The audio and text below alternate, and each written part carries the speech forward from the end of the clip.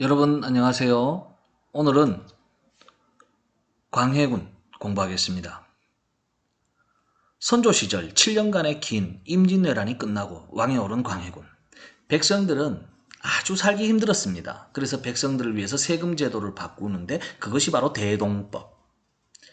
자, 그리고 이 광해군은 자신의 왕자리를 지키기 위해서 동생을 죽이고 어머니를 가두어버리는 폐모살제 사건을 일으키고, 당시 중국 대륙의 명나라와 새롭게 세력이 강해진 후금이란 나라가 경쟁을 하게 됩니다. 이 사이에 끼어서 이제 갈등을 하는 조선의 모습을 공부하겠습니다. 1592년부터 1598년까지 7년간의 임진왜란이 끝난 후 1607년 왕에 오른 광해군. 자, 백성들 농사 지으려고 하니까 땅을 파니까 전부 해골 바가지에 뼈 따고 나오죠. 농사 되겠어 안 되겠어? 안 돼요. 자, 그리고 전염병이 유행을 하고요. 군사시설은 다 박살나 있고, 그래서 광해군은 왕에 오르자 이제 토지 문서를 다시 작성을 하고 인구 조사를 실시합니다. 그래서 토지 문서 그리고 호적 인구 조사를 실시하게 되고,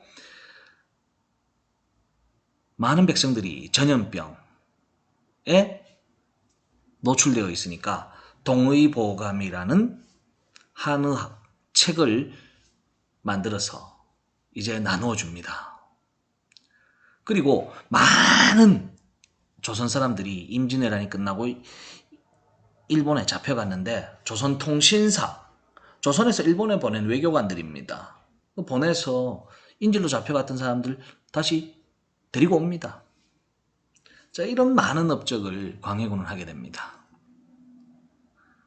그 중에서 가장 기억해야 될 업적, 대동법 실시. 대동법이 뭐냐? 세금을 쌀로 내라는 이 제도예요.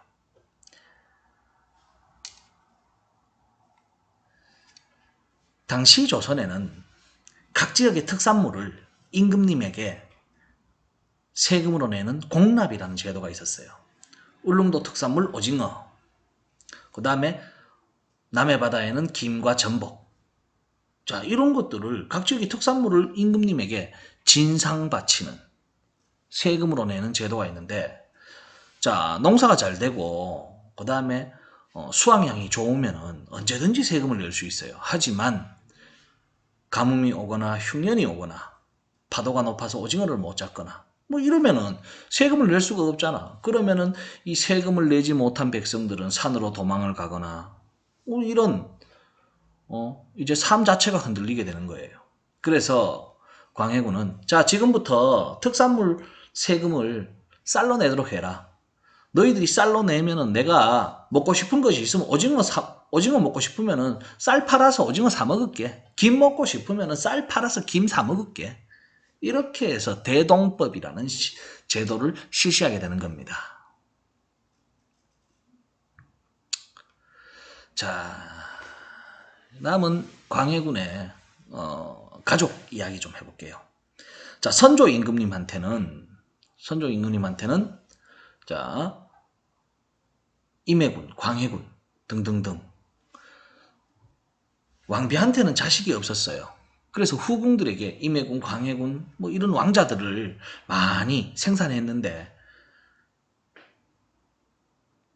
임진왜란이 터지면서 광해군이 세자의 자리에 오릅니다. 세자는 뭐야? 다음에 왕이 된다는 이런 신분입니다.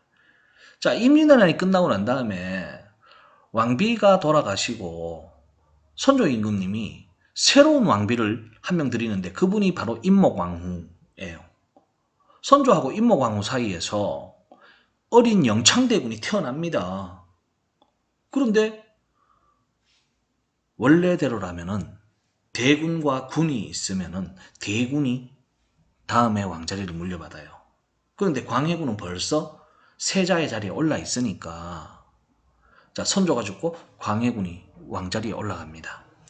왕에 오른 광해군은 자신의 동생 영창대군에게 혹시라도 왕자리가 빼앗기지 않을까, 또 한편으로 서인들이 영창대군을 왕으로 올리자고 하는 이런 움직임들이 있었습니다. 그래서 자신의 왕자를 지키기 위해서 광해군은 영창대군을 죽여버립니다. 그리고 영창대군의 어머니 임목왕후, 임목대비를 서궁이라 하는 궁궐에 가두어 버립니다. 이것이 바로 폐모살제, 폐위했다. 어머니를 왕비에서 폐하고 감옥에 가두었다. 죽였다. 누구를? 동생인 영창대군을 죽였다. 자, 이런 끔찍한 일도 일어나게 됩니다.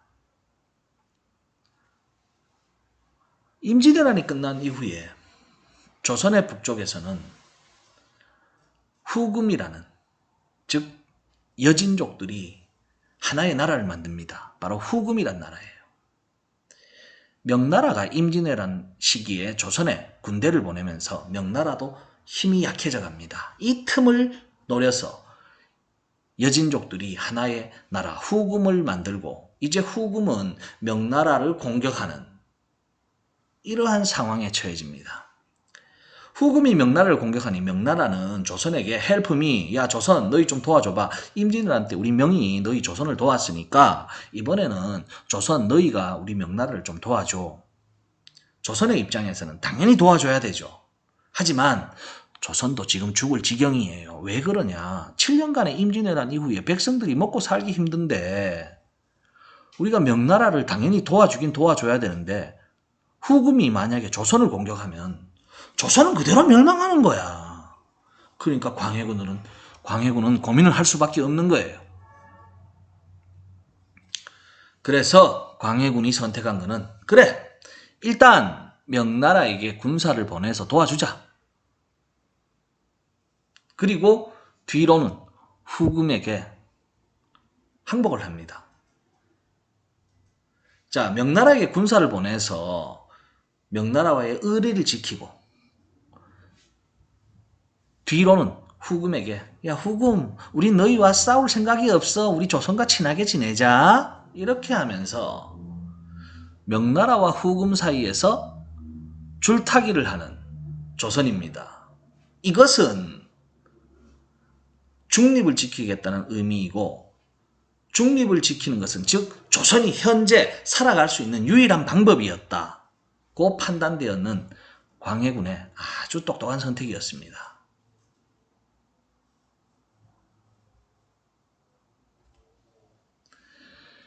자, 광해군이 어머니를 죽이고 명나라를 배신했습니다.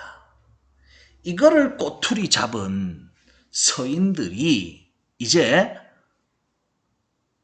동인의 한 무리였던 북인들을 몰아냅니다. 그리고 광해군을 몰아냅니다. 그리고 왕실의 친척이었던 인조를 왕에 올리는 인조 반정이 일어납니다. 광해군과 북인들이 쫓겨나게 된 가장 큰 이유, 즉 서인들이 내세운 이유가 뭐냐? 명나라는 황제의 나라, 조선은 신하의 나라, 명나라는 부모의 나라, 조선은 자식의 나라. 자, 이런 조선이 어떻게 명나라를 배신할 수 있느냐? 명나라는 조선이 예전부터 섬기고 받들여 모시던 이러한 나라인데 황제에게 배신하는 신하, 부모에게 배신하는 자식은 필요 없다. 우리는 이런 왕을 몰아내야겠다.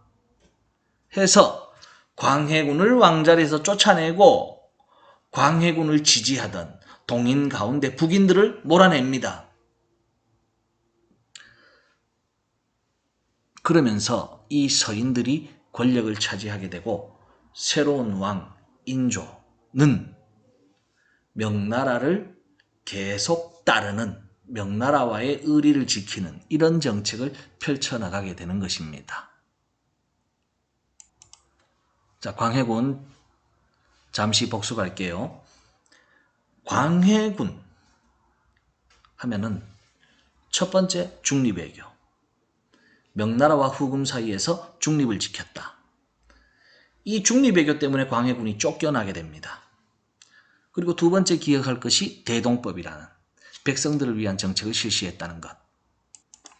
대동법은 특산품을 세금으로 내는 제도였는데 대신 쌀로 내라는 이런 제도가 바로 대동법이 되겠습니다. 임진왜란이 끝난 이후 한반도의 북쪽 지역 명나라가 세력이 약해지고 후금이 성장을 하게 됩니다. 명나라와 후금 사이에서 줄타기하는 조선, 중립외교를 펼치게 되는 것입니다. 중립외교로 광해와 북인들은 이제 쫓겨나게 되는 것이고 새로운 세력, 서인들이 권력을 잡고 인조가 왕에 등극하게 되는 것입니다. 광해군 수업 마치겠습니다.